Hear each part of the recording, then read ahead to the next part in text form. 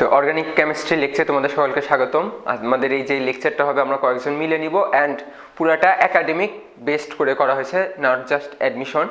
তো এক্ষেত্রে আমরা যে সিলেবাসটা করছি সেটা হচ্ছে নামকরণ আমরা পড়াবো না। নামকরণের পর থেকে সমন্বিত থেকে শুরু করে একদম মোটামুটি শেষ পর্যন্ত। তো নামকরণে দুইটা জিনিস দেখাইতে হবে, দুইটা জিনিস হলো আইসো অ্যান্ড নিও। তো এই আইসো আর নিও নিয়ে কিছু বিভিন্ন বই বিভিন্ন রকম লেখা আছে। তো কনসেপ্টটা ক্লিয়ার করি। আইসো কিভাবে করবা, যখনই তোমাকে বলবে আইসো, তো কোনো একটা যৌগের নামে আইসো নামটা হয়তো দেখেছো। তো আইসোর ক্ষেত্রে কি হবে, তুমি একটা নর্মাল শিকড় লিখলা,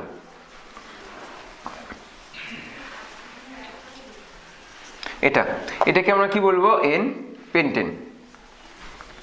কিন্তু যদি এটাকে আইসোভাবে লিখতে হয় তাহলে কি করতে হয়, যে কোনো একটা শিকলে যে কোনো এক পাশ থেকে, হয় এই সাইড না হয় এই সাইড, যে কোনো এক সাইড থেকে একটা কার্বন পরে আরেকটা নতুন অ্যালকাইল মূলক যুক্ত করব।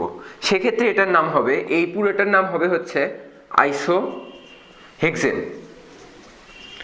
সেটা কিরকম, যে এই শিকলটা আছে, আমরা যখনই আইসো হবে তখন দেখবা যে লাস্টে একটা অ্যালকাইল মূলক থাকবে, উপরে আরেকটা অ্যালকাইল মূলক থাকবে, এরকম একটা যে এল শেপড, উল্টা এল শেপড হবে অ্যান্ড এটা পুরোটা এইভাবে চলে যাবে। তো এটা ক্ষেত্রে খেয়াল রাখবা কি, যে তোমার 2 নম্বর কার্বনে একটা মিথাইল মূলক থাকবে অ্যান্ড যখন নামটা লিখবা আইসোর পরে সবগুলো কার্বন একসাথে লিখতে হবে। এখানে দেখো 1 2 3 4 5 6, এখানে কিন্তু একবারে 6টা হবে। কিন্তু যদি তুমি এটাকে এই নর্মাল নিয়মে লেখো তাহলে কি হবে, সেটা 2 মিথাইল পেন্টেন। তো খেয়াল রাখবা আইসোর নামকরণের ক্ষেত্রে কিন্তু অবশ্যই কি হবে, যে সবগুলো কার্বনের সংখ্যা একসাথে যোগ করে তারপর হচ্ছে এই যে এটা কি হেক্সেন বা হেপ্টেন বা অক্টেন যেটাই হোক সেটা লিখতে হবে। তো আইসোয়ের এটা হলো নর্মাল নিয়ম। একটা আইসোয়ের নামের ক্ষেত্রে ব্যতিক্রম আছে, সেটা হচ্ছে আইসো অক্টেন। আইসো অক্টেনটা কি, আইসো অক্টেনের সংকেতটা হলো এরকম। আমরা যেটা বলছিলাম নর্মাল কেজে কিরকম হওয়া উচিত ছিল, নর্মাল কেজে যেটা আইসো অক্টেন সেটা হচ্ছে কি এইরকম হয়ে এখানে কয়টা 3টা কার্বন আছে, তার সাথে আরো 5টা কার্বন, মোটে 8টা কার্বন হবে। কিন্তু আইসো অক্টেনের যেই আসল সংকেতটা সেটা হচ্ছে এটাই জাস্ট আইসো নামের ব্যতিক্রম। এই আইসো অক্টেনের একটা ব্যবহার আছে, সেটা কি, যে তোমাদের যেই গাড়িগুলো আছে, গাড়িগুলোতে যেই জ্বালানি ইউজ করা হয় সেটাতে তোমার ওই গ্যাস জ্বালানিগুলো বিভিন্ন রকমের ইঞ্জিনে ধাক্কা সৃষ্টি করে।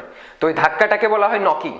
তো এই নকিংটা কমানোর জন্য আইসো অক্টেন ইউজ করা হয়। তোমাদের যেটা সাধারণ জ্বালানি সেটাতে তোমার আইসো অক্টেন থাকে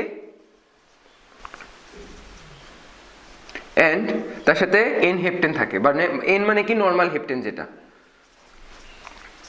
তো এই এন হেপ্টেন আর আইসো অক্টেন মিলে একটা জ্বালানি হয়। এন্ড আরেকটা জিনিস জানতে হবে, সেটা হচ্ছে নকিং নাম্বার। বা নকিং নাম্বারটা কি, যে তোমার একটা জ্বালানি তুমি তোমার গাড়িতে ইউজ করতেছো, সেই ইঞ্জিনে ইউজ করতেছো, ওই ইঞ্জিনে তুমি আইসো অক্টেন অ্যান্ড এন হেপ্টেন দুইটাই ওই জ্বালানিটা আছে। এখন আইসো অক্টেনের পার্সেন্টেজটা কত, এই দুইটা মিলে 100% যদি হয়, তো আইসো অক্টেনের পার্সেন্টেজটা কত সেটাকেই তোমার নকিং নাম্বার বলা হয়। যদি তোমাকে বলা হয় কোনো গাড়ির নকিং নাম্বারটা হলো 85, তখন তোমাকে বুঝতে হবে যে তোমার যে জ্বালানিটা ইউজ করা হয়েছে তার মধ্যে আইসো অক্টেনটা 85% আছে। অ্যান্ড তোমাদের যেগুলো ফেরারি বা BMW টাইপের বড় বড় বা দামি গাড়ি থাকে সেগুলো কিন্তু 100% আইসো অক্টেন দিয়ে চলে। কারণ আইসো অক্টেন কি হলো, এটা হচ্ছে তোমার নকিংকে কমায় দেয়। কারণ একটা নিয়ম আছে যে কোনো একটা জ্বালানি কখন কম হবে, যখন ওই জ্বালানি গঠনটা, সেই গঠনে শিকলের পরিমাণ বেশি হবে। খেয়াল রাখবা পরমাণুটা কিন্তু বড় না, যৌগটা বড় নয়, শিকলের পরিমাণটা বেশি হইতে হবে, এটাই কিন্তু তোমার নকিংকে কমায় দিবে। নেক্সট আসো নিওটা কি, নিওটা খুবই সিম্পল। তো নিওর ক্ষেত্রে কি দেখো, আইসোর ক্ষেত্রে আমরা দেখছিলাম যে সেকেন্ড কার্বনে একটা মিথাইল মূলক, বাট নিওর ক্ষেত্রে সেকেন্ড কার্বনে 2টা মিথাইল মূলক থাকবে। এটা হলো ফার্স্ট কার্বন, এটা যদি আমি সেকেন্ড কার্বন ধরি তাহলে এটাতে 2টা মিথাইল মূলক থাকবে। অর্থাৎ গঠনটা হবে অনেকটা এরকম, এখানে একটা কার্বন, এখানে একটা মিথাইল মূলক, এখানে একটা মিথাইল মূলক, এখানে একটা মিথাইল মূলক, আর এইদিকে তোমার বাকি শিকলটুকু, অবশিষ্ট শিকলটুকু। তো এটার নাম কিভাবে করবা, জাস্ট সেম আইসোর মতোই তোমাকে কার্বন সংখ্যা গুনতে হবে। 1 2 3 4 5 6, 6টা কার্বন আছে প্লাস একটা OH অর্থাৎ অ্যালকোহল মূলক আছে, যেটা দ্বারা নল আসে। তো মোটে হবে নিও হেক্সানল। সো সবসময় খেয়াল রাখবা আইসো অ্যান্ড নিও এই দুইটার নামকরণের ক্ষেত্রে কিন্তু সবগুলো কার্বনের সংখ্যাকে যোগ করে একবারে লেখা হয়। তো নেক্সট যেটা, সেটা হচ্ছে সেকেন্ডারি আর টারশিয়ারি। সেকেন্ডারি টারশিয়ারির ক্ষেত্রে তোমার মেইন কনসেপ্টটা হলো মূলকটা চিনতে হবে। এক্ষেত্রে দেখো মূলকটা হচ্ছে 2য় কার্বন পরমাণুতে আছে।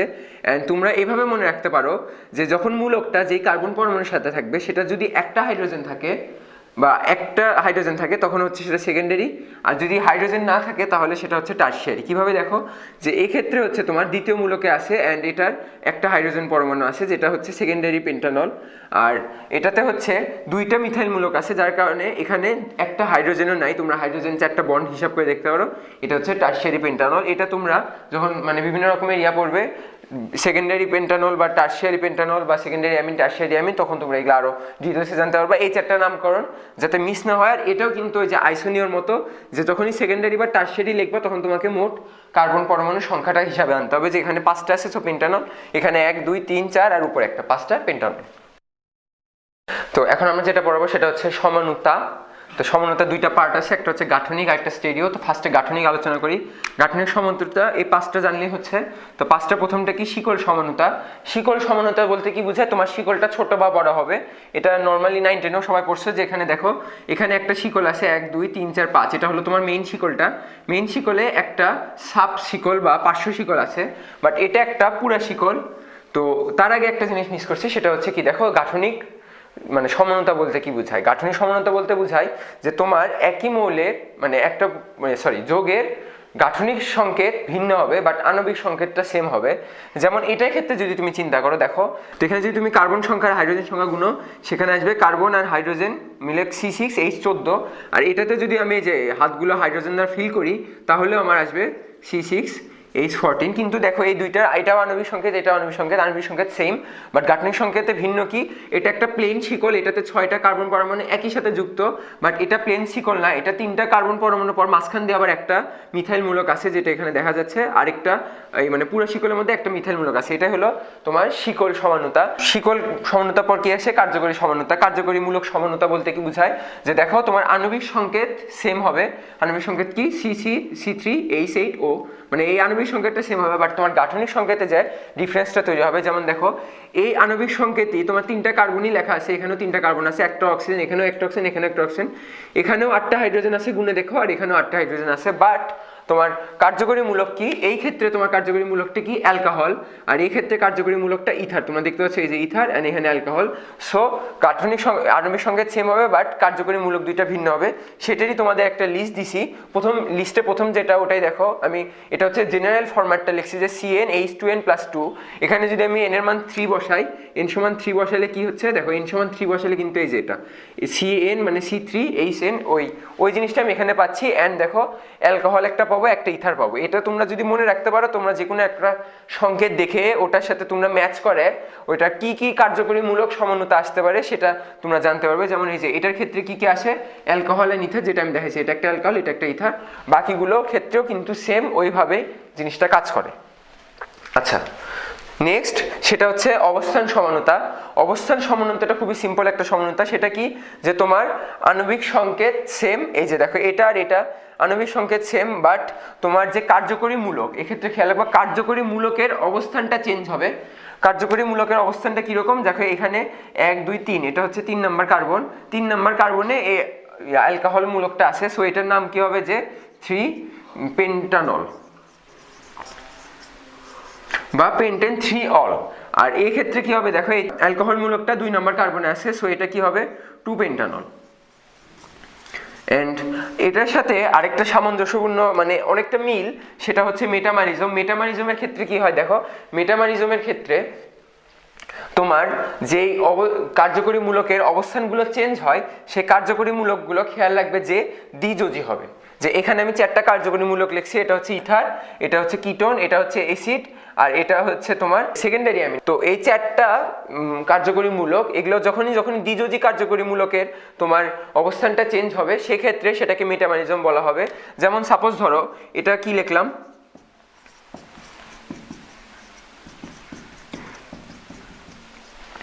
নেক্সট কেজে তোমার এই যে ইথারের মূলকটা এটা হচ্ছে মাঝখানে থাকবে। সো এই দুইটা কিন্তু আণবিক সংকেত একই বাট গাঠনিক সংকেত ভিন্ন। এটা হচ্ছে তোমার মিথাইল প্রোপাইল ইথার আর এটা হচ্ছে ডাইইথাইল ইথার। সো তোমার নামগুলো কিন্তু এক্ষেত্রে চেঞ্জ হয়ে যাচ্ছে। তো তোমরা খেয়াল করতে পারছো যে মেটামরিজমের ক্ষেত্রে কিন্তু অবশ্যই খেয়াল রাখতে হবে দ্বিযোজী কার্যকরী মূলকের অবস্থান চেঞ্জ হবে, আর হচ্ছে এই অবস্থান সমানতার ক্ষেত্রে কিন্তু জাস্ট নর্মাল কেসগুলোই ঘটে। আর তোমাদের লাস্ট যেটা আছে সেটা হচ্ছে টটোমারিজম। এই টটোমারিজমটা আবার অনেক সময় কার্যকরী মূলক সমতা যেটা তোমাদের পড়াইছি সেটার সাথে মিলে যায়, বাট টটোমারিজমের ক্ষেত্রে বেসিক পার্থক্যটা কি, টটোমারিজমের ক্ষেত্রে হয় কি সেটা হচ্ছে তোমার এখানে একটা গতিশীল অবস্থার সৃষ্টি হয়, যে এইখান থেকে এই অবস্থায় ফিরতে পারে আবার এই অবস্থা থেকে এখানে ফিরতে পারে। যেমন এটা হচ্ছে তোমার কিটোন এন্ড এইটা হচ্ছে তোমার ইনল কাঠামো। তোমরা দেখতে পাচ্ছ যে এখানে একটা ইন আছে, মানে অ্যালকিনের যে ডবল বন্ড ওটাকে আমরা কি বলি, ইন বলি না। সো ওই ইনটা আছে, তার সাথে একটা অল আছে যেটা হচ্ছে অ্যালকোহল। সো এটাকে বলা হয় ইনল কাঠামো, আর এটা তো কিটোন কাঠামো, এটা তোমরা জানো। সো তোমার টটোমারিজমের ক্ষেত্রে হয় কি, এই দুইটা কাঠামো চেঞ্জের মধ্যে একটা গতিশীল সাম্যাবস্থার সৃষ্টি হয়, এর জন্য এটাকে টটোমারিজম বলে। সো বেসিকলি কার্যকরী মূলক আর টটোমারিজম অনেকটা একই রকম, বাট এখানে একটা বেসিক কনসেপ্ট কি যে এখানে একটা গতিশীল অবস্থার সৃষ্টি হবে। এখানে আরো দুইটা টটোমারিজম দেখা যাচ্ছে, সেটা হচ্ছে ইমিন থেকে ইনামিন। ইমিন বলতে কি বোঝায়, যে তোমার অ্যামিন মূলকের সাথে যে নাইট্রোজেনটা আছে ওটা তিনটা হাত। সো তিনটা হাতের জায়গায় যেমন নর্মালি তোমার অ্যামিন মূলকটা কেমন হয়, এরকম হয়। এখানে যে একটা হাইড্রোজেন কম থাকবে, সেখানে দুইটা হাইড্রোজেনের মধ্যে একটা হাইড্রোজেন থাকবে, আর একটা হাইড্রোজেনের মানে নাইট্রোজেনের যে হাত সেটা হচ্ছে দ্বিবন্ধন আকারে থাকবে। এটাকে বলবো ইমিন, আর এটাকে বলা হবে ইনামিন, অর্থাৎ ইন থাকবে তার সাথে আবার এই যে অ্যামিন মূলকটা থাকবে। সো ইন অ্যামিন, যেটাকে মানে শর্টে বলা হয় ইনামিন। সো এটা হলো ইমিন মূলক, যেটা হচ্ছে কার্বনের সাথে ডবল বন্ড হয়ে নাইট্রোজেন, তার সাথে একটা হাইড্রোজেন। আর এটা হলো ইন অ্যামিন মূলক, যেটাতে কার্বন দ্বিবন্ধন, এটা হচ্ছে ইন আর বাকিটা অ্যামিন। নেক্সট হচ্ছে নাইট্রোসো আর অক্সাইম। তো নাইট্রোসো মূলক কি, যে তোমার নাইট্রোজেনের সাথে দুইটা অক্সিজেন দ্বিবন্ধন আকারে যুক্ত থাকে, এটাকে বলা হয় নাইট্রোসো মূলক। এই মূলকটা তোমরা সবাই চেনো। অ্যান্ড অক্সাইমটা কি দেখো, যে তোমার এই যে এটার সাথে যে একটা হাইড্রোজেন ছিল সেই হাইড্রোজেন এখানে চলে যাবে, আর এই হাতটা এখানে দ্বিবন্ধন আকারে সৃষ্টি হবে। যে কার্বনের সাথে যে হাইড্রোজেন ছিল সেখান থেকে একটা হাইড্রোজেন এখানে আসে, আর তোমার একটার যে দ্বিবন্ডটা ছিল এখানে, এই দ্বিবন্ডের একটা বন্ড এখানে আসে। আর এই জিনিসটাই যে চেঞ্জ হয়, যে বন্ডের যে চেঞ্জগুলো, এখানেও দেখো তোমার বন্ডের চেঞ্জ হচ্ছে, এই যে এই বন্ডটা তোমার এখানে চলে আসতেছে, এই দ্বিবন্ধনটা এখানে আসে। সো এটাই হচ্ছে ওই যে গতিশীলতা, যেখান থেকে এটা হয় আবার ওখান থেকে ব্যাক করে। নেক্সট এখানেও তাই দ্বিবন্ধনটা এই দ্বিবন্ধনে চলে আসে, এখানে এই দ্বিবন্ধনটা এই জায়গায় চলে আসে। এটা হচ্ছে তোমার টটোমারিজম। আমরা এখন পরের টপিকে আসবো, সেটা হচ্ছে স্টিরিও সমানতা। তো স্টিরিও সমানতাতে দুইটা পার্ট আছে, জ্যামিতিক সমানতা আর আলোক সমানতা। ফার্স্টে জ্যামিতিক সমানতা নিয়ে কথা বলি। তো জ্যামিতিক সমানতার ক্ষেত্রে তোমরা নর্মালি দেখবা দুইটা কেস থাকে, সেটা হচ্ছে সিস অ্যান্ড ট্রান্স। তো সিস অ্যান্ড ট্রান্স হওয়ার জন্য প্রথমে কিছু শর্ত আছে, যেটা শর্ত ফিল করলে জ্যামিতিক সমানতা হওয়া পসিবল। শর্ত হলে এই দুইটা। শর্তটা কি, প্রথম শর্ত হচ্ছে ওই মুক্ত আবর্তন সম্ভব নয়। মুক্ত আবর্তন কার সম্ভব নয়? মুক্ত আবর্তন সম্ভব নয় কার্বন কার্বনের মধ্যকার মুক্ত আবর্তন সম্ভব নয়। সেটা কোন কোন ক্ষেত্রে সম্ভব নয়? সেটা যখন কার্বন কার্বন দ্বিবন্ধন হবে এন্ড কার্বন কার্বন চাক্রিক ভাবে থাকবে, যে এরকম চক্র আকারে কার্বন কার্বন থাকবে, তখন এই মুক্ত আবর্তন সম্ভব নয়। দ্বিবন্ধনের ক্ষেত্রে সম্ভব নয়। কেন সম্ভব নয় সেটা দেখো, যে আমি এখানে একটা চিত্র আঁকাইছি, অরবিটাল চিত্র। সেখানে এটা একটা কার্বন পরমাণু। তো কার্বন পরমাণুর ক্ষেত্রে কি হয় বলো, এই যে এটা একটা px অরবিটাল, এটা py অরবিটাল, এটা pz অরবিটাল। তো আমি এখানে pzটা এভাবে লম্ব বরাবর আঁকাইছি, যেহেতু এই তিনটি মাত্রিক তলে লম্ব বরাবর আছে। সো আমি এটা pzটা আঁকাইছি, আর a আর b এখানে হচ্ছে একটা px, এটা py, যেটার সাথে a আর b অধিক্রমণের মাধ্যমে সিগমা বন্ড গঠন করছে। এন্ড কার্বন কার্বনও সিগমা বন্ডন গঠন করছে, এই যে এই জায়গাটাতে। এই যে অরবিটালটা যদি আঁকানো হয় তাহলে এরকম হয়ে এই জায়গায় সিগমা বন্ড গঠন করে। তো কার্বন কার্বন দ্বিবন্ধনের ক্ষেত্রে কি হয়, ডবল বন্ড, একটা হচ্ছে সিগমা বন্ড আর একটা হচ্ছে পাই বন্ড। তো পাই বন্ডটা কিভাবে হয়? পাই বন্ড হয় আমরা জানি যে পাশাপাশি অতিক্রমণের ক্ষেত্রে। সো যেহেতু এই দুইটা একটা তলে অবস্থিত এন্ড ওই তলের সাথে পিজেড অরবিটালটা লম্বভাবে অবস্থিত, সেই কারণে পিজেড অরবিটাল পাশাপাশি অতিক্রমণ হয়, যার ফলে কার্বন এন্ড কার্বন এদের মুক্ত ঘূর্ণন দ্বিবন্ধনের ক্ষেত্রে পসিবল হয় না। যার কারণে বলা হয় যে মুক্ত আবর্তন সম্ভব নয় দ্বিবন্ধন এন্ড চাকরির ক্ষেত্রে। চাকরির ক্ষেত্রেও এইরকম অরবিটাল চিত্র আঁকালে দেখা যাবে। সো নেক্সট যেই শর্তটা দিছে সেটা হচ্ছে একই কার্বনে সেম আইটেম থাকতে পারবে না। সেটা দ্বারা কি বোঝায়, যেহেতু আমরা বলছি দ্বিবন্ধন, সো আমরা যদি একটা কার্বন কার্বন দ্বিবন্ধন চিন্তা করি, সেখানে কি দেখতে পারবে যে এই কার্বনের দুইটা হাত, এই কার্বনের দুইটা হাত আছে। সো একই কার্বনে, মানে একটা কার্বনে, একটা নির্দিষ্ট কার্বনে সেম আইটেম, মানে যেই দুইটা হাত যে আছে, দুইটা হাতে একই ধরনের পরমাণু বা একই ধরনের মূলক থাকতে পারবে না। যেমন এটা বা এটা এই দুইটা ধর একই আছে, দুইটা হাতে দুইটা হাইড্রোজেন আছে, এই যে দুইটা সেম, সো এই দুইটা একই থাকতে পারবে না, এই দুইটা একই থাকলে জ্যামিতিক সমানতা প্রদর্শন করবে না। এই দুইটা ছিল আমাদের শর্ত। তো সিস অ্যান্ড ট্রান্স কোন কোন ক্ষেত্রে হয় সেটা দেখি। যে তোমার দুইটা কার্বন পরমাণু আছে দ্বিবন্ধন আকারে, যেটার সাথে দুইটা করে হাতে আলাদা আলাদা মূলক রয়েছে। দেখতে পাচ্ছ যে তোমার এটা যেহেতু দ্বিবন্ধন হয়েছে, সো প্রথম শর্ত ফিল করছে একই কার্বনে দুইটা আলাদা আলাদা মূলক আছে, এখানে ফ্লোরিন আছে, এটা হাইড্রোজেন আছে, সো একই কার্বনে সেম আইটেমও থাকতেছে না, সো এটা অবশ্যই জ্যামিতিক সমানতা প্রদর্শন করবে। সেক্ষেত্রে দেখো তোমার এক পাশে ফ্লোরিন আছে, এটার অপোজিট পাশে ফ্লোরিন আছে, এটার এক পাশে হাইড্রোজেন আছে, এটা অপোজিট পাশে হাইড্রোজেন আছে। বাট এই কার্বনের ক্ষেত্রে দেখো একই পাশে হাইড্রোজেন আছে অ্যান্ড একই পাশে ফ্লোরিন আছে। এই দুইটাকে আলাদা আলাদা জ্যামিতিক গঠন, যেটাকে আমরা বলবো এই ক্ষেত্রে যখন উল্টা হবে, তোমার যে পাশে হাইড্রোজেন আছে তার অপোজিট পাশে হাইড্রোজেন আছে, এটাকে বলা হবে ট্রান্স। অ্যান্ড যখন এই কার্বনের একই পাশে দুইটা মূলক মানে একই সাইডে থাকবে, সেটা হবে সিস। অ্যান্ড তোমরা অবশ্যই খেয়াল রাখবা, এটা কিন্তু দুইটা আলাদা আলাদা কার্বনের ক্ষেত্রে একই পাশে থাকতে হবে, একটা কার্বনের একই পাশে থাকলে হবে না। একই পাশে থাকলে কি হবে, আমাদের দ্বিতীয় শর্তটা ফিল করতে পারবে না। সো এটা হচ্ছে ট্রান্স অ্যান্ড এটা হচ্ছে সিস। কিভাবে আবার বলছি, যে বিপরীত পাশে থাকলে ট্রান্স, একই পাশে থাকলে সিস। এখন একটা কথা খেয়াল রাখতে হবে, যে যখন তোমার কার্বনের সাথে এর যে বাকি দুইটা হাত আছে, সেই হাতগুলোতে যখন হাইড্রোজেন থাকবে, তখনই শুধু এইগুলোকে, এই জ্যামিতিক সমানুতাকে আমরা বলবো ট্রান্স অথবা সিস সমানুতা। সো কি, যে দুইটা কার্বনের হাতে যদি হাইড্রোজেন থাকে, তখন আমরা এটাকে বলবো ট্রান্স অথবা সিস সমানুতা। বাট এদের একটা জেনারেল নাম আছে, আমরা বুঝতে পারছি যে হাইড্রোজেন থাকলেই সিস ট্রান্স হয়, অবশ্যই একটা জেনারেল নাম আছে, সেটা হচ্ছে সিসের ক্ষেত্রে জেড অ্যান্ড ট্রান্সের ক্ষেত্রে ই। আচ্ছা, তো এই দুইটা হলে এদের জেনারেল নাম, যে এটাও জেড, এটা অবশ্যই ই এন্ড এটা অবশ্যই জেড, কিন্তু এটা বিশেষভাবে যখনই হাইড্রোজেন থাকে তখন এটাকে বিশেষভাবে সিস বলা হচ্ছে। অ্যান্ড এটাকে যখনই তোমার হচ্ছে কি হলো, এখানে হাইড্রোজেন থাকলো, তখন এই ইটাকে ট্রান্স বলা হচ্ছে। বাট তুমি যদি এটাকে ই সমানুতা বলো আর এটাকে জেড সমানুতা বলো, তাহলেও কোনো রকমের ভুল কিন্তু হবে না। নেক্সট আমরা আসি, তোমাদের ওই ক্ষেত্রে এই জায়গায় কিছুক্ষণ আগে যেটাতে ফ্লোরিন আর হাইড্রোজেন ছিল, ওটাতে তোমরা মূলক একই রকম ছিল বলে বলতে পারছো কোনটা অপোজিট অ্যান্ড কোনটা সেম। কিন্তু এমন কেস যদি আসে যে তুমি বুঝতে পারছো না যে তোমার কোনটা অপোজিট হচ্ছে আর কোনটা সেম, যেটা আমি এখানে একটা উদাহরণ লিখছি, সেই উদাহরণটাতে দেখো যে এখানে fluorine, chlorine, bromine and iodine, এরা কিন্তু শর্ত মেনটেন করতেছে যে কার্বন কার্বন মুক্ত আবর্তন সম্ভব নয়, অ্যান্ড একই কার্বনে দুইটা হাতে আলাদা আলাদা আইটেম রয়েছে। মানে আলাদা আলাদা আইটেমগুলো কি কি, পরমাণু আর অথবা মূলক, তো আলাদা আলাদা রয়েছে, যার কারণে এই দুইটা শর্ত মেনটেন করছে। সো এটা অবশ্যই জ্যামিতিক সমানুতা দেখাবে। বাট এখানে যেহেতু হাইড্রোজেন নাই, সো সিস্টেন্স না বলে আমরা বলবো জেড অথবা ই সমানুতা।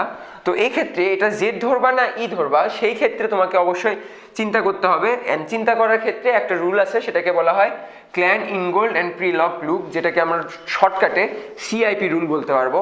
তো সিআইপি রুলের আগে একটা নর্মাল সূত্র বলে দিই, সেটা কি, যে তুমি নর্মাল কেসে চিন্তা করবা, যে যদি একটা হাই ধরবা আর একটা হচ্ছে লো ধরবা, এই পাশে একটা হাই ধরবা, এই পাশে একটা লো ধরবা, মানে এটা কার্বন কার্বন ডবল বন্ড, এই হাতে যেগুলো থাকে এগুলো একটা হাই একটা লো, একটা হাই একটা লো। যদি দেখো যে দুই পাশের হাইগুলো একই পাশে আছে, বা দুই পাশের হাই উপরে আছে, বা দুই পাশের হাই একসাথে নিচে আছে, সেক্ষেত্রে ওটা কি হবে, ওটা হবে জেড।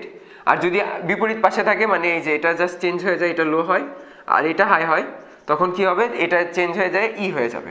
ঠিক আছে, যেহেতু হাইড্রোজেন নেই, সেটা আমাকে সিস্টেন্স না বলে জেড আর ই বলবো।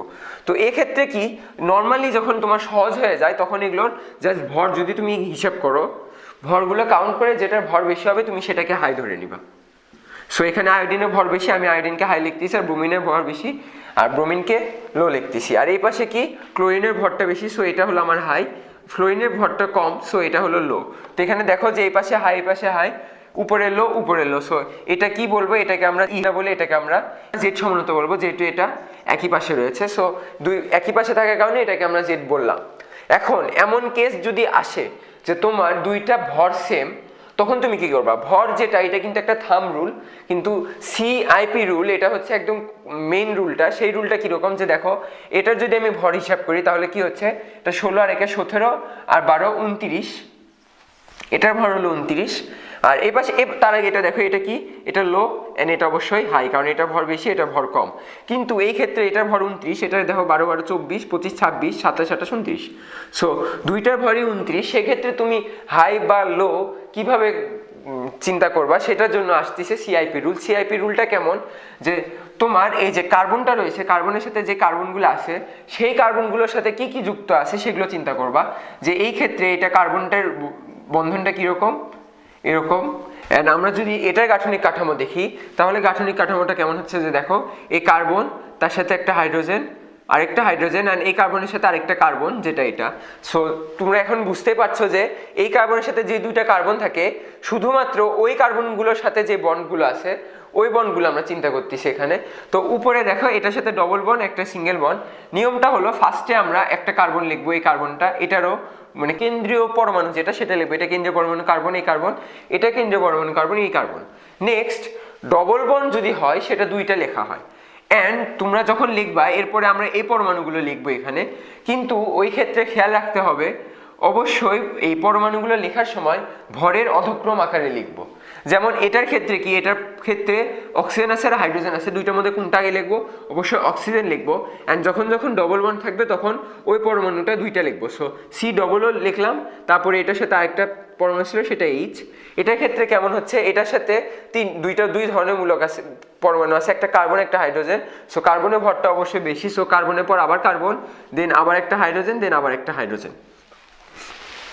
তো এটা হলো আমার সিআইপি রুল অনুযায়ী আমি এভাবে লিখছি। লেখার পর কি করবো, আমরা কাটাকাটি খেলবো। কাটাকাটি কেমনে খেলবো, যে উপরে এটার ভর আর এটার ভর ম্যাচ হয়ে যায়, এটা কাটা।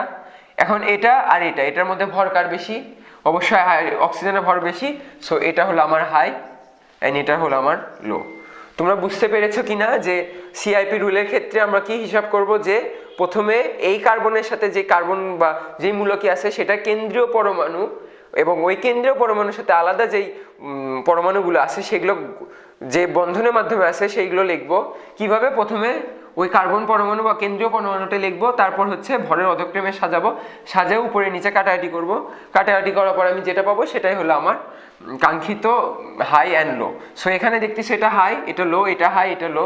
সো এটা যেহেতু উল্টা আছে, সো এই ক্ষেত্রে আমরা এটাকে কি লিখবো, এটাকে আমরা ই লিখবো, যেহেতু আমরা ইতে কি পড়েছিলাম যে ই হচ্ছে বিপরীতের ক্ষেত্রে। নেক্সট এটাতে যদি আমি আবার সিআইপি রুল প্রয়োগ করি, তাহলে কি হচ্ছে, এই কার্বনের সাথে এই দুইটা, এটার গাঠনিক সংকেত কেমন, এটার সাথে দুইটা অক্সিজেন আছে, এটার সাথে ডবল বন্ড হয়ে অক্সিজেন আছে, এটার সাথে ও আছে, তার সাথে এইচ আছে। সো দেখতেই পাচ্ছ যে এখানে দুই ডবল বন্ডেও অ্যান্ড সিঙ্গেল বন্ডেও। সো এই এইচটা কিন্তু এই অক্সিজেনের সাথে, কার্বনের সাথে নয়, সো এটা আমার লাগতেছে না। এক্ষেত্রে হচ্ছে আগের গাঠনিক ইয়াটা double bond and hydrogen. So আমরা ফার্স্টে কি করবো, কেন্দ্রীয় পরমাণু সি লিখবো, এটার ক্ষেত্রে কেন্দ্রীয় পরমাণু সি লিখবো, তারপর এটার সাথে ভরের অধক্রমে। সো যেহেতু দুইটা অক্সিজেন, তো আমরা তিনটা অক্সিজেন একবারে লিখে দিতে পারি। নেক্সট এটার ক্ষেত্রে কি, এটার ক্ষেত্রে প্রথমে দুইটা অক্সিজেন, যেহেতু ভরের অধক্রমে, সো দুইটা অক্সিজেন, যেহেতু ডবল বন্ড, সো দুইটা, অ্যান্ড লাস্টে হাইড্রোজেন। এখন আমরা আবার কাটাকাটি খেলবো, এটা কেটে যায়, এটা কেটে যায়, এটা কেটে যায়, বাট অক্সিজেনের সাথে হাইড্রোজেন কেটে যায় না, যেটা কারণে অক্সিজেনের ভর 16, হাইড্রোজেনের ভর 1। সো এটা হচ্ছে আমার হাই অ্যান্ড এটা হচ্ছে আমার লো। সো এই ক্ষেত্রে কি, এটা হচ্ছে হাই, এটা হচ্ছে লো। সো এটাকে আমরা লিখতে পারবো জেড। নেক্সট আমরা আসি, নেক্সট আরেকটা আইটেম, সেটা হচ্ছে তোমার যদি কেন্দ্রীয় পরমাণুতে, কেন্দ্রীয় পরমাণু এখানে দেখো এটা আমার নাইট্রোজেন আছে, নাইট্রোজেনে যদি তোমার সাথে একটা লন পেয়ার ইলেকট্রন থাকে বা মুক্তজোড় ইলেকট্রন থাকে, সো আমরা মুক্তজোড় ইলেকট্রনকে এই পারমাণবিক ভরকে শূন্য ধরে নিব। সো আমরা ওই যে নর্মাল রুল কি, যে উপরে যেটার ভর বেশি হবে সেটাকে আমরা হাই ধরবো। সো যেহেতু আমরা মুক্তজোড় ইলেকট্রনকে ভরকে শূন্য ধরে নিলাম, সো ওইটার সাথে এটার সাথে আর যাই থাকুক না কেন, ওইটা অবশ্যই কি আকারে থাকবে, ওটাই অবশ্যই আমার হাইটা হবে অ্যান্ড বাকিটা হবে লো। বাট এই ক্ষেত্রে এটাকে আমরা কি বলবো, যেহেতু এটা লো এটা হাই, এটা হচ্ছে দেখো এটার ভর বেশি হবে, এটা শিকলটা একটু বড়, এটা হাই অ্যান্ড এটা লো। সো আমরা এটাকে কি বলবো, জেড বলবো, যেহেতু এটা একই পাশে হাই একই পাশে লো, এটাকে আমরা জেড বলবো। কিন্তু এই ক্ষেত্রে যখন যখন তোমার কোনো মুক্তজোড় ইলেকট্রন থাকে, মুক্তজোড় ইলেকট্রন থাকার কারণে, যেহেতু আমরা কিছু আগে কি করছিলাম যে হাইড্রোজেনের ক্ষেত্রে যদি হাইড্রোজেন থাকে তখন আমরা কি স্পেশালাইজড ভাবে সিস বা ট্রান্স বলবো, ই বা জেডও বলা যায়, বাট স্পেশালাইজড ভাবে সিস বা ট্রান্স বলছি। এক্ষেত্রে আমরা যখন যখন মুক্তজোড় ইলেকট্রন থাকবে সেটাকে আমরা স্পেশালাইজড একটা নাম দিব, সেটা সিসের ক্ষেত্রে হবে সিন। আর যদি তোমার এটা ট্রান্স হইতো, যেমন তোমার মুক্ত এই হাইড্রোজেনটা উপরে থাকতো, তো সেক্ষেত্রে কি হইতো, সেটাকে বলতাম অ্যান্টি। সো আমরা এটার আরেকটা নাম পাইছি যেটা হচ্ছে সিন। এটা কি কোন ক্ষেত্রে, একটা মুক্ত জোড় ইলেকট্রন থাকলে, আর ট্রান্সের ক্ষেত্রে সেটা কি, সেটা হচ্ছে অ্যান্টি। আচ্ছা, তো স্টিরিও সমানুতার যেটা সেকেন্ড টার্ম সেটা হচ্ছে আলোক সমানুতা, যেটা দুই প্রকার, একটা ডেক্সট্রো অ্যান্ড লিভো। সো এখানে আসো, এটা পরে বলতেছি, বাকিটা প্রথমে শর্তগুলো দেখে নিই। শর্তগুলো কি, ফার্স্টের শর্ত হলো কাইরাল কার্বন থাকতে হবে। তো কাইরাল কার্বন বলতে কি বোঝায়, আমার একটা কার্বন আছে, আমরা জানি কার্বনের যোজনী 4টা।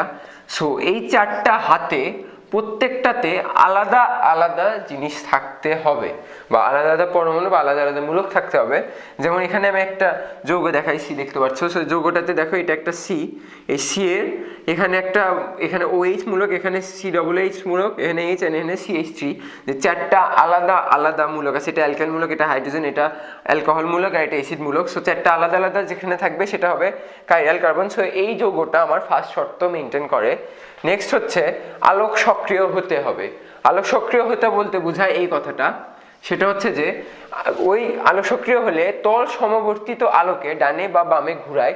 যদি ডানে ঘুরায় সেটা হবে ডেক্সট্রো বা ডি, আর যদি বামে ঘোরায় তাহলে সেটা হবে লিভো বা এল। তো তল সমবর্তিত আলো এটা বলতে আসলে কি বোঝায়, তুমি সাপোজ চিন্তা করো যে আমি এখানে একটা তল চিন্তা করছি, এই তলের উপর দিয়ে আমার একটা তরঙ্গ যাচ্ছে, আলোক তরঙ্গ। সো তরঙ্গটা এরকম সাইন ওয়েভের মতো। এখন যদি এই তলের সাথে এইভাবে একটা তরঙ্গ যায়, সেই তরঙ্গের তল আর আমার এই উপরের তরঙ্গের তলটা কিন্তু এক হচ্ছে না। সো এই দুইটা তরঙ্গ ভিন্ন ভিন্ন তলে রয়েছে। সো যেগুলো তরঙ্গ একটা নির্দিষ্ট তলের উপর দিয়েই যায় সেগুলোকে বলা হয় তল সমবর্তী তল আলো অথবা একতলী আলো। তো তোমরা বুঝতে পারছো যে একটা তলের উপর দিয়ে যাচ্ছে, সো ওই তলটা এইভাবে কি লম্বভাবে আছে, সেটার সাথে এই তরঙ্গ যাচ্ছে, আরেকটা তল যাচ্ছে, এই আরেকটা তরঙ্গ যাচ্ছে এই বরাবর। তোমরা তরঙ্গ লেকচার পড়ছো, সো তোমরা একটু আইডিয়া করতে পারতেছো। তো এখানে হচ্ছে আমি সবগুলো তরঙ্গকে, অনেক রকমের তলের তরঙ্গকে এই যে এই তীর চিহ্ন দ্বারা প্রকাশ করছি, যেটাকে আমি নিকল প্রিজমের মধ্যে দিয়ে চালনা করলে সবগুলো একটা তলের মধ্যে, একটা তল দিয়ে প্রবাহিত হবে। যে কয়টা একতলী আছে সেই একতলী তরঙ্গে প্রবাহিত হবে, যেটা হচ্ছে এক সমবর্তিত আলো। সেই আলোকে যদি একটা আলোক সক্রিয় যৌগের মধ্যে দিয়ে চালনা করি, যে তাহলে সেটাকে একটা নির্দিষ্ট দিকে ঘুরাবে। এখানে ডান দিকে ঘুরাইছে, সো এটা হলো ডেক্সট্রো। আচ্ছা, তো নেক্সট আরেকটা কথা জেনে রাখো, যে তোমাদের বইয়ে অনেকগুলো সমস্যা আছে যে ছোট হাতে DLও লেখে, বড় হাতে DLও লেখে। তো সমস্যাটা কোথায়, যে তোমার ক্যাপিটাল ডি আর এল এটা তোমাকে সমানুতা নির্দেশ করে, যে ডানে ঘুরাচ্ছে না বামে ঘুরাচ্ছে। আর এই যে স্মল এল আর small D and small L এরা হচ্ছে কোণের মান প্রকাশ করে। সো তুমি যখন কোণের মান প্রকাশ করবা, যেমন এটি কোনোটা যদি 24.4 ডিগ্রি ঘুরে যায়, তো সেটা ডান দিকে না বাম দিকে ঘুরবে সেটা বোঝানোর জন্য আগে ডি লেখা হয়। যদি ডান দিকে ঘুরে তাহলে আগে ডি লেখা হচ্ছে। কিন্তু যদি বলা হয় যে একটা সমাণু, সেটা হচ্ছে ডেক্সট্রো, মানে ডান দিকে ঘুরে শুধু ডেক্সট্রো সমাণু, সেক্ষেত্রে ক্যাপিটাল ডিটা লেখা হয়।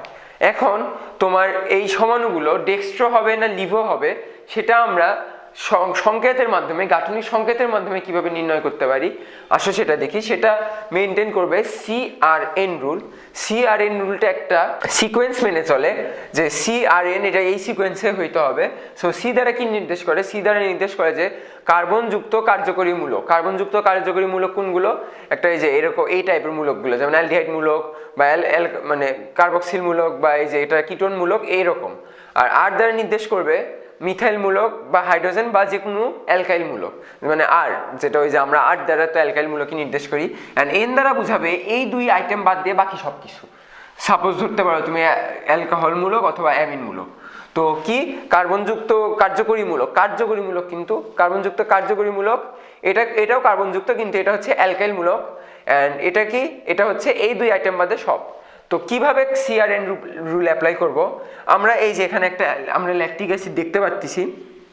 তো এই ল্যাকটিক অ্যাসিডের এটা কি বলো, এটা হচ্ছে আমার C,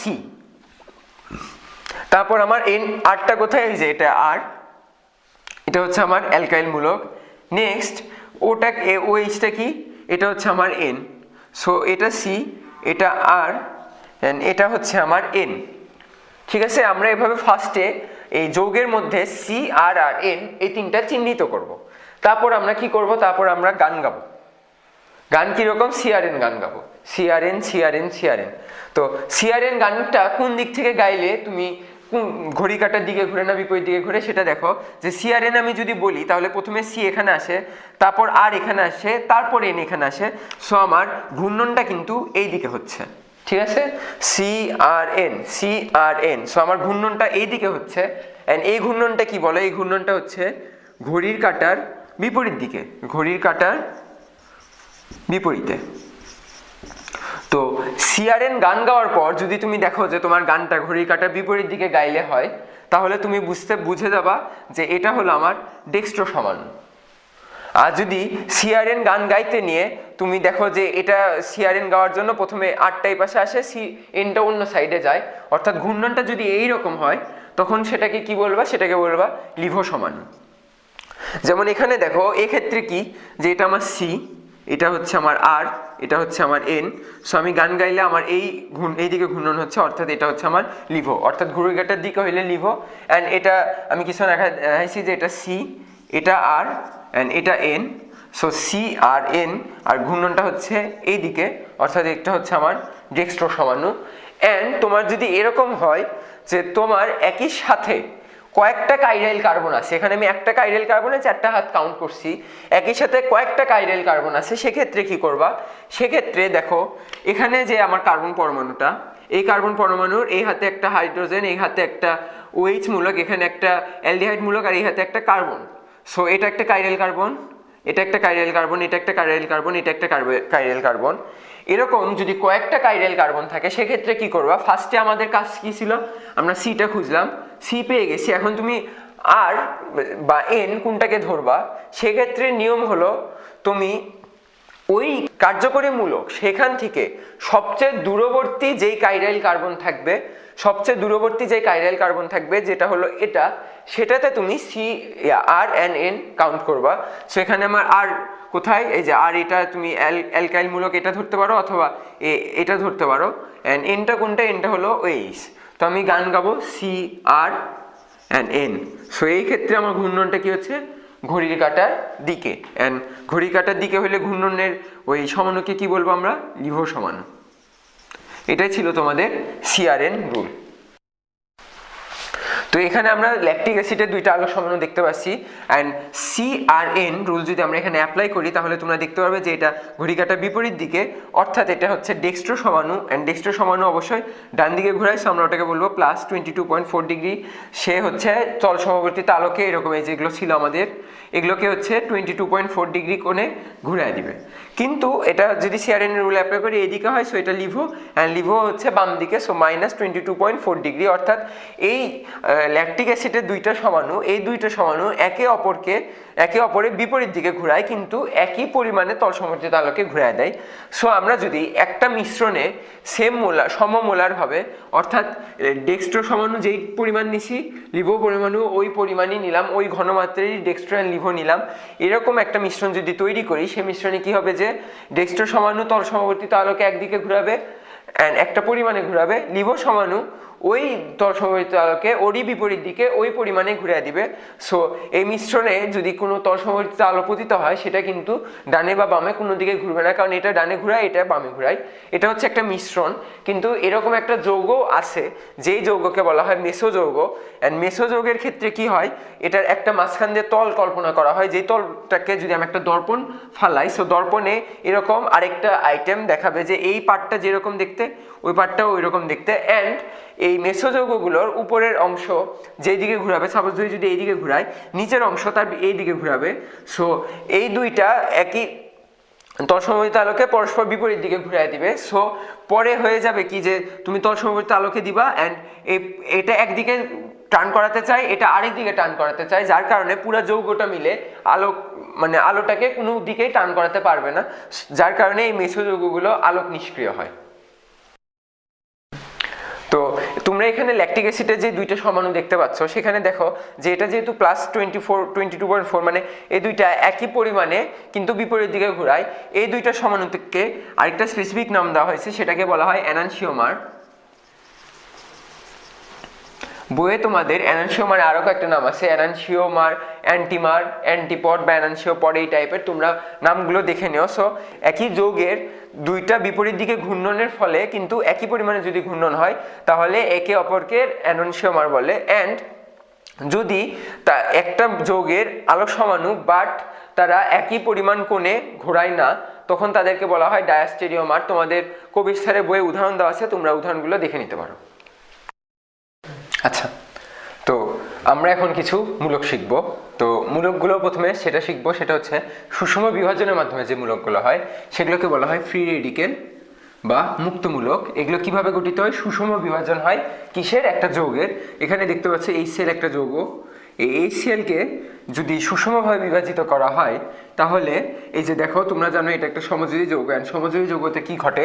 সমযোজী যৌগেতে H তার একটা ইলেকট্রন আর ক্লোরিন তার একটা ইলেকট্রন পরস্পর শেয়ার করার মাধ্যমে তারা তাদের দ্বিত্ব বা অষ্টক তত্ত্ব মেনে এই অষ্টক পূরণ করে, এই হচ্ছে লাস্টের 2 ঘর পূরণ করে তারা একটা স্টেবল যৌগ গঠন করে।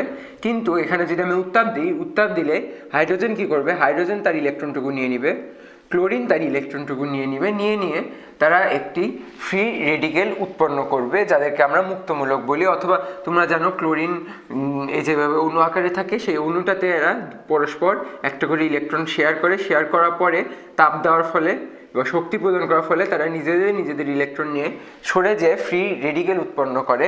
অ্যান্ড এই ফ্রি রেডিকেলগুলো 4টা ধর্ম আছে। 4টা ধর্ম কি কি? ফার্স্ট অফ অল এরা নিউট্রাল হয়। কেন না নিউট্রাল কেনই বা হবে না? যে এরা যে ইলেকট্রনগুলো শেয়ার করছিল সেই ইলেকট্রনগুলোই ব্যাক পাচ্ছে। সো ওর আগে যে ইলেকট্রন সংখ্যা ছিল এখনও কিন্তু ওই ইলেকট্রন সংখ্যা আছে। সো এই মূলকগুলো কিন্তু অবশ্যই নিউট্রাল বা চার্জবিহীন হবে। নেক্সট হচ্ছে এরা অল্পস্থায়ী হয়। কিভাবে? যে যখন এরা রেডিকেলগুলো উৎপন্ন করে তখন এই ইলেকট্রনটা যে এরা নিয়ে নেয়, সে নিয়ে নেওয়ার ফলে জিনিসটা দেখতে অনেকটা এরকম হয় যে ক্লোরিনের যে এটা 7টা ইলেকট্রন আছে, ও এখানে 6টা ইলেকট্রন আছে, আর একটা ইলেকট্রন যে পরবর্তীতে নিয়ে নেয় সেটা হচ্ছে ও উচ্চতর শক্তি স্তরে সেই ইলেকট্রনটা যায়, যার কারণে এদের হচ্ছে স্থায়িত্বটা কম হয়। অ্যান্ড স্থায়িত্ব কম হওয়ার ফলে এরা খুব বেশি সক্রিয় হয়, যেটাই আমাদের থার্ড ধর্ম। অ্যান্ড ফোর্থ ধর্মটা কি? ফোর্থ ধর্মটা হলো অন্তর্বর্তী প্রজাতি হিসেবে কাজ করে। তো অন্তর্বর্তী প্রজাতি হিসেবে কিভাবে কাজ করে তোমরা এই বিক্রিয়াটাতে খেয়াল করো। ফার্স্টে কি হয়েছে? ক্লোরিন অণু যেই ছিল, ক্লোরিন অণুটা, সেটার হচ্ছে সুষম বিভাজন ঘটেছে। সুষম বিভাজন ঘটার ফলে 2টা ক্লোরিন ফ্রি রেডিকেল আমরা পেয়েছি। নেক্সট মিথেনের সাথে সেই ক্লোরিন ফ্রি রেডিকেলটা বিক্রিয়া করে একটা HCl আর একটা মিথাইল ফ্রি রেডিকেল উৎপন্ন করেছে। অ্যান্ড মিথাইল ফ্রি রেডিকেলটা আবার ক্লোরিনের সাথে বিক্রিয়া করে মিথাইল ক্লোরাইড উৎপন্ন করেছে। যে নর্মাল বিক্রিয়াটা কি? নর্মাল বিক্রিয়াটা ছিল CH4 প্লাস ক্লোরিন, তাপ দিলে কি হইতো? CH3Cl। এটা একটা চেইন রিয়াকশন তোমরা পড়ছো, এটা পর আবার CH2Cl2 হয়। কিভাবে হয়? তারপর আবার ওই যে ক্লোরিনটা মুক্তমূলক গঠিত হয়ে এইভাবে বিক্রিয়াগুলো ঘটায়। সো এখানে দেখো যে এই ক্লোরিনগুলো কি করতেছে, ফার্স্টে ক্লোরিনটা বিভাজিত হয়ে ক্লোরিন ফ্রি রেডিকেল উৎপন্ন করলো, করে আবার আরেকটা ফ্রি রেডিকেল উৎপন্ন করলো। অবশেষে কিন্তু আমার বিক্রিয়ার ফলাফলটা কি আসলো? দেখো ফলাফলে কিন্তু আমার এই যে এটা বিক্রিয়া করে এটাই আসলো। সো ফ্রি রেডিকেল কিন্তু এখানে নাই, বাট ফ্রি রেডিকেল এখানে অন্তর্বর্তী প্রজাতি, অর্থাৎ বিক্রিয়ার মাঝখানে এমন একটা প্রজাতি হিসেবে এসেছে যেটা ওই বিক্রিয়াটাকে ঘটায়। নেক্সট আমরা যেটা দেখবো সেটা হচ্ছে যে ফ্রি রেডিকেলের সক্রিয়তা ক্রম। এখানে তোমরা দেখতে পাচ্ছ যে আমি একটা ক্রম লিখেছি, যেখানে হচ্ছে মিথাইল ফ্রি রেডিকেল যেটা, সেটা সবচেয়ে বেশি বড়। তারপরে এই যে আর একটা H এর একটা H কমে যায়, সেখানে একটা মিথাইল অ্যালকাইল মূলক, এখানে 2টা অ্যালকাইল মূলক, এখানে 3টা অ্যালকাইল মূলক আছে। তো আমি যে ক্রমটা দেখাইছি এটা হচ্ছে ফ্রি রেডিকেলের সক্রিয়তা ক্রম। সক্রিয়তা ক্রম বলতে কি বোঝাচ্ছে? যে এটাই সবচেয়ে বেশি সক্রিয়, তারপর যদি একটা হাইড্রোজেন কমে সেখানে একটা মিথাইল মূলক হয়, সেটা তার থেকে একটু কম সক্রিয়, তারপরে 2টা মিথাইল মূলক অ্যালকাইল মূলক হইলে তার থেকে আরেকটু কম সক্রিয়, আর 3টা হলে সবচেয়ে কম সক্রিয়। তো কারণটা কি? কারণটা হলো এখানে দেখতে পাচ্ছ যেটা লিখছি সেটা হচ্ছে স্টেরিক বাধা। স্টেরিক বাধা বলতে কি বোঝায়? তুমি এখানে একটা কার্বনের 4টা হাতের মধ্যে যে 3টা যেটা ফিল আপ করছো, সো ফিল আপ করার ফলে কি হয় দেখো, যেখানে হাইড্রোজেনগুলো আছে, বাট তুমি যদি এই হাইড্রোজেনের জায়গায় একটা অ্যালকাইল মূলক ইউজ করো, সেই অ্যালকাইল মূলকগুলো কীরকম হয়?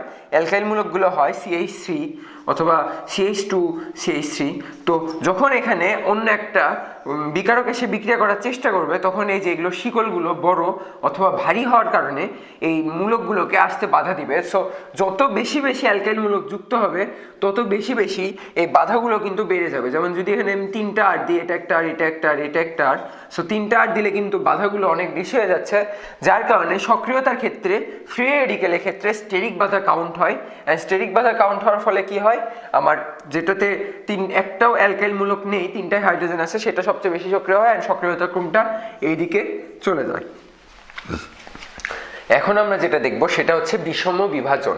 বিষম বিভাজন কি আমি কিছু আগে দেখছি সুষম, এবার বিষম বিভাজন একটা RX একটা আছে, X একটা মূলক, এটা একটা মূলক। সো এই দুইটা বিষমভাবে দুইভাবে বিভাজিত হতে পারে। একটা কি যে এটা যদি আমি অ্যালকাইল মূলক ধরি, অ্যালকাইল মূলকটা তোমার ঋণাত্মক পার্টটুকু নিবে, অর্থাৎ ইলেকট্রন নিয়ে নিবে, আর এখানে এটা ধনাত্মক হবে। অ্যান্ড যদি আরেকটা বিভাজন দেখি সেক্ষেত্রে কি হচ্ছে যে অ্যালকাইল মূলকটা ধনাত্মক হবে অ্যান্ড আরেকটা মূলক সেটা হচ্ছে শেয়ারকৃত, এই যে দুইটা ইলেকট্রন আছে, এই দুইটা ইলেকট্রন সে নিয়ে নিবে, এই ক্ষেত্রে হচ্ছে অ্যালকাইল মূলক দুইটা ইলেকট্রন নিবে। এই ক্ষেত্রে কি হবে যে অন্য মূলকটা দুইটা ইলেকট্রন নিবে অ্যালকাইল পজিটিভ, এই ক্ষেত্রে দুইটা ইলেকট্রন অ্যালকাইল মূলক নিয়ে নেওয়ার কারণে এটা হচ্ছে নেগেটিভ।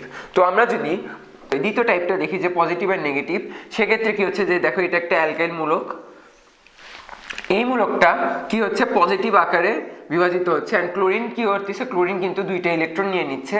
এই ধরনের মূলককে আমরা বলবো কার্বোক্যাটায়ন মূলক। আমরা ক্যাটায়ন মানে জানি পজিটিভ চার্জিত আয়ন, সো কার্বন আছে, সো কার্বোক্যাটায়ন। এই কার্বোক্যাটায়নগুলো কি পজিটিভ চার্জে চার্জিত। অ্যান্ড এগুলোর আমাদের জাস্ট কি জানতে হচ্ছে যে সক্রিয়তা ক্রমটা জানতে হবে। সেটা কি রকম হতে পারে দেখো, যে এখানে তোমাদের আমি দেখাইছি যে এখানে কিন্তু অনেকটাই ফ্রি রেডিক্যালের মতোই ক্রমটা, বাট ওখানে কি ছিল, ওগুলো কিন্তু চার্জবিহীন ছিল, এগুলো চার্জ যুক্ত। সো এটা হচ্ছে পজিটিভ, এটাতে 3টা হাইড্রোজেন আছে, এখানে একটা অ্যালকাইল মূলক আর 2টা হাইড্রোজেন, এটা একটু এটার থেকে কম সক্রিয়। তো এই সক্রিয়তা ক্রমটা এইরকম কেন হলো, এটার ব্যাখ্যা জানতে হলে ফার্স্টে আমাদের আরেকটা ধর্ম সম্পর্কে জানতে হবে অ্যালকাইল মূলকের, যেটাকে বলা হয় অ্যালকাইল মূলকের ধনাত্মক আবেশধর্মিতা। তো অ্যালকাইল মূলকের ধনাত্মক আবেশধর্মিতাটা কি, যে এটা CH3, এটা হচ্ছে একটা মিথাইল মূলক, সেটা একটা অ্যালকাইল মূলক। তো এই অ্যালকাইল মূলকের ধনাত্মক আবেশধর্মিতা মানে হলো এরা চায় যে তারা ধনাত্মক হবে। ধনাত্মক হওয়ার জন্য কি করে, এরা এদের যে ইলেকট্রনগুলো আছে সেই ইলেকট্রনগুলোকে ঠেলে দেয় কি পাশের পরমাণুতে, তারা ইলেকট্রনগুলো ঠেলে দিয়ে নিজেরা পজিটিভ হতে চায়। সো অ্যালকাইল মূলক কি, তারা হচ্ছে পজিটিভ হতে চেষ্টা করে, যার কারণে তারা ইলেকট্রনগুলো ঠেলে দেয়। সো এখানে যদি আমরা আবার ব্যাক করি তাহলে দেখো এই প্রত্যেকটাই যেহেতু কার্বোক্যাটায়ন, সো প্রত্যেকেরই পজিটিভ চার্জ আছে, কিন্তু যখন একটা অ্যালকাইল মূলক এটাতে যুক্ত হইলো তখন কি এই অ্যালকাইল মূলকটা অবশ্যই তার আবেশধর্মিতা দেখাবে, ধনাত্মক আবেশধর্মিতা দেখাবে, অ্যান্ড সে কি করবে, সে ইলেকট্রনগুলো এই যে কেন্দ্রীয় কার্বনের দিকে ঠেলে দিতে যাবে। ঠেলে দেওয়ার ফলে কি হবে, এটা যেহেতু পজিটিভ চার্জ যুক্ত, ইলেকট্রনগুলো ঠেলে দেওয়ার কারণে এটা পজিটিভিটি কমে যাবে, অ্যান্ড পজিটিভিটি কমে যাওয়ার ফলে এটা সক্রিয়তা এটা থেকে কমে যাবে। সেম কেস ঘটবে এটার ক্ষেত্রে, এটাতে যেহেতু 2টা অ্যালকাইল মূলক আছে, দুই দিক থেকে কিন্তু তার দিকে ইলেকট্রন ঠেলে দেওয়া হবে, সো তার পজিটিভিটি অনেক বেশি কমে যাবে, অ্যান্ড কমে যাওয়ার ফলে কি হবে, তার সক্রিয়তা আরও কম হবে। অ্যান্ড এই লাস্টের ক্ষেত্রে তো বলার অপেক্ষায় রাখে না যে কি হবে। তারপর আমরা আসি ফার্স্টে যে বিভাজনটা দেখাইছি সেটা কি ছিল, সেটা হচ্ছে অ্যালকাইল মূলকটাই ঋণাত্মক হয়। সো এখানে আমি একটা বিভাজন দেখাইছি, সেখানে দেখো CH3C ট্রিপল বন্ড CNA, এখানে সোডিয়ামটা পজিটিভ আকারে হয় আর এখানে হচ্ছে 2টা ইলেকট্রন নিয়ে এনে সে নেগেটিভ আকারে মূলক তৈরি করে, অ্যান্ড এটাকে আমরা বলবো কার্বানায়ন বা অ্যানায়ন। মানে কি, অ্যানায়ন হলো ঋণাত্মক চার্জে চার্জিত আয়ন আর এটা হলো কার্বানায়ন, সো কার্বনযুক্ত ঋণাত্মক চার্জে চার্জিত আয়ন। এখানে তোমরা দেখো এই যে ক্রমটা দেখতে পাচ্ছ, এটা সক্রিয়তা ক্রম কিন্তু আগেরটার মতো নয়। এক্ষেত্রে কিন্তু আমি Cr3 অর্থাৎ 3টা অ্যালকাইল মূলক যেটা, সেটাকে কিন্তু সবচেয়ে বড় হিসেবে দেখাইছি। এটার কারণ কি, যে দেখো এই 4টাই কিন্তু নেগেটিভ চার্জে চার্জিত আয়ন, কিন্তু আমরা কি জানি যে অ্যালকাইল মূলকের ধনাত্মক আবেশধর্মিতা আছে, যে অ্যালকাইল মূলক ধনাত্মক হতে চায়। সো এখানে আগে থেকেই নেগেটিভ আছে, তার সাথে অ্যালকাইল মূলকের 3টা মূলক নিজেরা ইলেকট্রন ঠেলে দিতে চাবে, যার ফলে এটা নেগেটিভিটি অনেক বেশি হয়ে যাবে, অ্যান্ড এটা অনেক বেশি অস্থায়ী হবে, অ্যান্ড অনেক বেশি সক্রিয় হবে।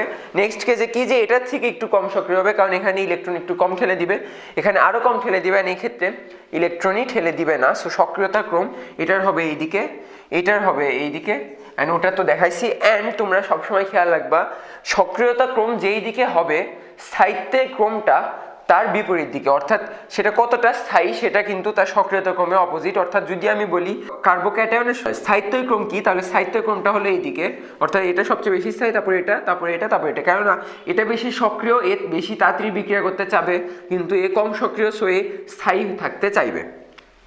এই তিনটা পর আমরা দেখব দুই ধরনের বিকারক। বিকারকে দেখা আমি এক্স আর ওয়াই একটা যৌগ দেখাইছি, তাদের বিভাজনে প্রথমবার এক্স পজিটিভ ওয়াই নেগেটিভ, দ্বিতীয় ক্ষেত্রে হচ্ছে x negative Y positive.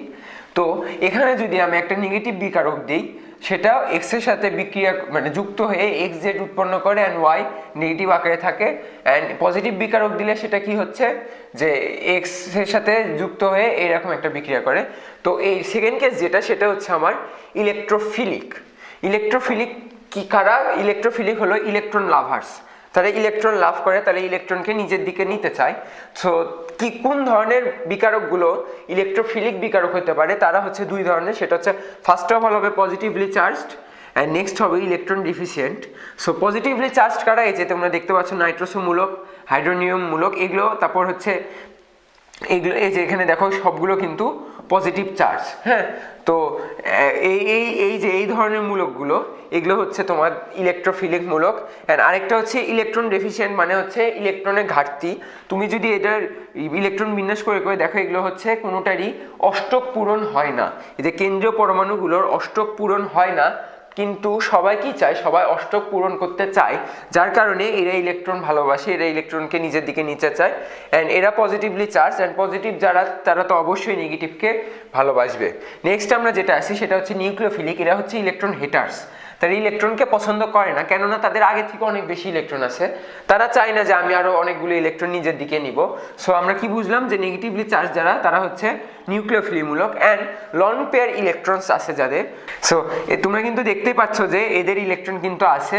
So এই দুই ক্ষেত্রে loan pair electrons and negatively charged, এরা হচ্ছে নিউক্লিওফিলিক অর্থাৎ ইলেকট্রন হেটার্স। এরা কিন্তু পজিটিভ জিনিসগুলোকে নিবে। অ্যান্ড যেটা হচ্ছে এখানে দেখাইছি যে এরা নেগেটিভ, কিন্তু এরা নিচ্ছে কাকে? এই যে পজিটিভকে নিচ্ছে। সো এটা হচ্ছে আমার একটা নিউক্লিওফিলিক বিকারক। অ্যান্ড এটা হচ্ছে পজিটিভ, কিন্তু এরা কি নিচ্ছে? এরা নেগেটিভকে নিচ্ছে, কারণ এরা না ইলেকট্রন লাভার। সো এটা হলো আমার ইলেকট্রোফিলিক, আর এটা হলো আমার নিউক্লিওফিলিক।